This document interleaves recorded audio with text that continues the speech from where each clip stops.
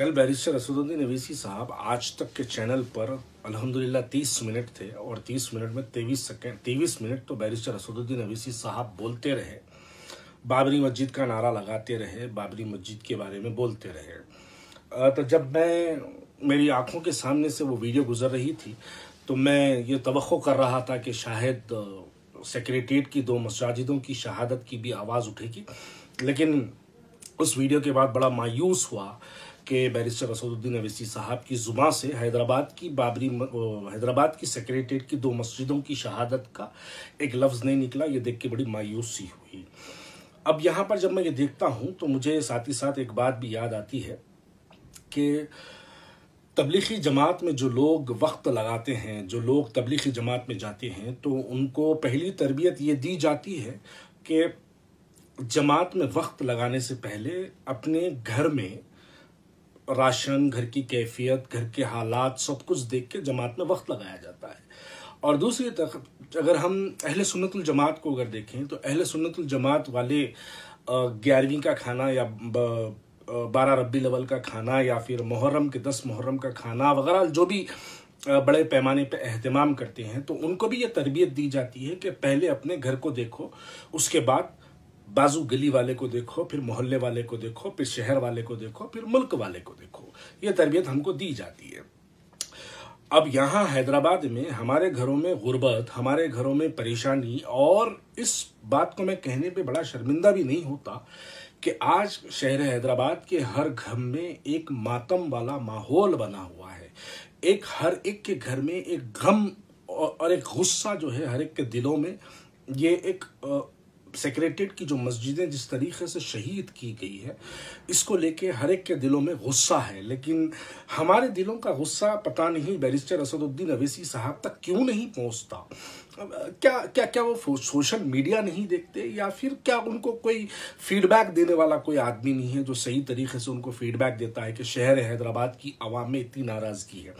मैं नहीं मानता, क्योंकि मैं खुद भी बैरिस्टर असदुद्दीन अवैसी साहब के साथ बहुत लंबा वक्त मैंने उनके साथ गुजारा, तो मैं नहीं मानता। मैं इस बात को मानता हूं कि बैरिस्टर असदुद्दीन अवैसी साहब के एक नहीं 1000 कान हैं उनके, तो उनको कहीं ना कहीं से कुछ ना कुछ इत्तला तो ज़रूर मिल जाती है।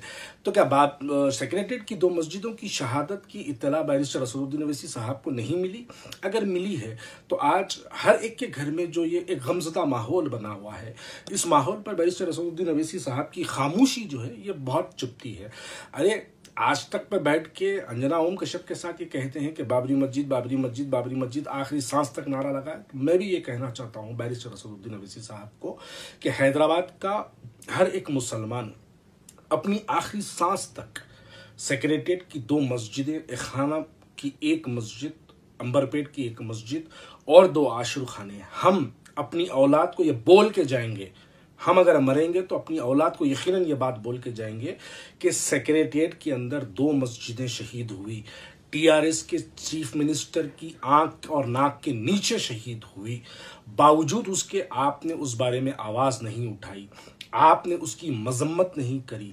आप चारमीनार मंदिर का ने जब हस्ब मामूल हर एक के हिसाब से जब चारमीनार मंदिर के पास 4 बम्बू लगा के अगर वो हिंदू भाई हमारे सेलिब्रेट अगर करते हैं तो उस पे आप कांग्रेस से अपना अलायंस तोड़ देते हैं। लेकिन आज टीआरएस के दौर में 2 मस्जिदें शहीद हो गई और आपकी खामोशी, ये शहर हैदराबाद की आवाम को समझ में नहीं आता कि आप क्यों खामोश है। और तीसरी बात मैं यहाँ पे ये कहना चाहता हूँ कि आज जिस तरीके से आप खामोश बैठे हैं, यकीन मानिएगा हैदराबाद की आवाम कभी मजलिस इत्तेहादुल मुस्लिमीन से इस बात की तवक्को नहीं की थी कि मस्जिदों की शहादत पर भी आप खामोश बैठेंगे। इस बात की तवक्को आपसे कभी हैदराबाद की आवाम नहीं की।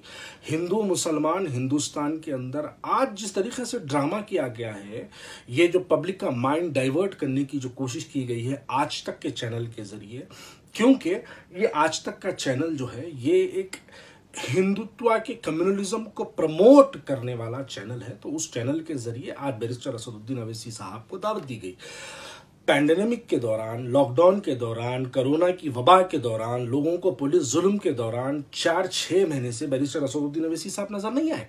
लेकिन अचानक से बाबरी मस्जिद के नाम से नेशनल मीडिया में असदुद्दीन ओवैसी साहब नजर आते हैं। क्यों आते हैं? क्योंकि बीजेपी को इन्हीं प्रोग्राम से, इन्हीं चीजों से बीजेपी को फायदा पहुंचता है। वो फायदों के लिए बैरिस्टर असदुद्दीन ओवैसी साहब मैदान में कूद पड़ते हैं।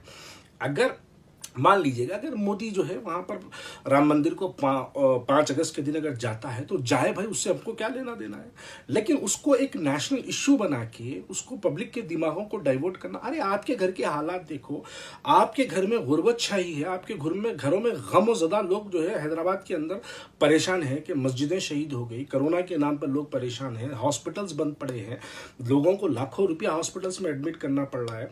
यहाँ पर कोई बात नहीं की जाती। यहाँ पर अवैसी हॉस्पिटल, असरा हॉस्पिटल के बारे में कोई गुफ्तगू नहीं की जाती है, सेक्रेटेरिएट की मस्जिदों की शहादत के बारे में नहीं की जाती। लेकिन अगर मस्जिद के बारे में बात करना है तो बाबरी मस्जिद, क्योंकि नेशनल सब्जेक्ट है, असदुद्दीन ओवैसी साहब को नेशनल पॉलिटिशियन बनने का बड़ा शौक है, तो उसी वजह से ये चीज़ों को यूज करते हैं। तो मैं ये कहना चाहता हूं कि हम हैदराबाद की आवाम जब तक हम जिंदा है, हम अपनी आने वाली नस्ल को भी ये बता के जाएंगे कि सेक्रेटेरिएट के अंदर 2 मस्जिदें, अंबरपट पर 1 मस्जिद और 2 आशिक खाने हैदराबाद के अंदर और हैदराबाद के अतराफ में शहीद किए गए, उस पर मेरी मुस्लिम क़यादत खामोश बैठी है। मैं इसलिए बहुत शर्मिंदा हूं, लेकिन ये बात मैं अपनी नस्ल को यकीनन कह के जाऊंगा। शुक्रिया।